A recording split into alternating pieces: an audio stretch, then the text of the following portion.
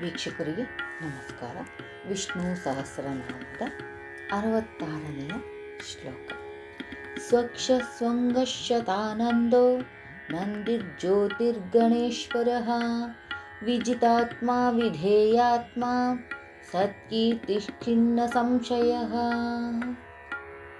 ಸ್ವಕ್ಷಃ ಅಂದರೆ ಸರ್ವಲಕ್ಷಣ ಸಂಪನ್ನವುಳ್ಳವನು. ನೇತ್ರ ಸರ್ವಲಕ್ಷಣ ಸಂಪನ್ನವಾದ ನೇತ್ರಗಳುಳ್ಳವನು. ಸ್ವಂಗಃ ಸುಂದರವಾದ ಅಂಗಾಂಗವನ್ನು ಉಳ್ಳವನು. ಶತಾನಂದಃ ನೂರಾರು ಕಾರಣಗಳಿಂದ ಆನಂದವಾಗಿರುವವನು ಅಥವಾ ಅಪರಿಮಿತ ಆನಂದವುಳ್ಳವನು. ನಂದಿ ಆನಂದವನ್ನು ನೀಡುವವನು.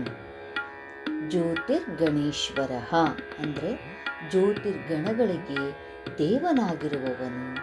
ವಿಜಿತಾತ್ಮನು ಮನಸ್ಸನ್ನು ಗೆದ್ದವನು. ಅವಿಧೇಯಾತ್ಮ ಯಾರಿಗೂ ವಿಧೇಯನಾಗಿರದವನು. ಸತ್ಕೀರ್ತಿ ಅಂದರೆ ಉತ್ತಮವಾದ ಕೀರ್ತಿಯುಳ್ಳವನು. ಚಿನ್ನ ಸಂಶಯ ಅಂದರೆ ಸಂಶಯರಹಿತನಾಗಿರುವವನು.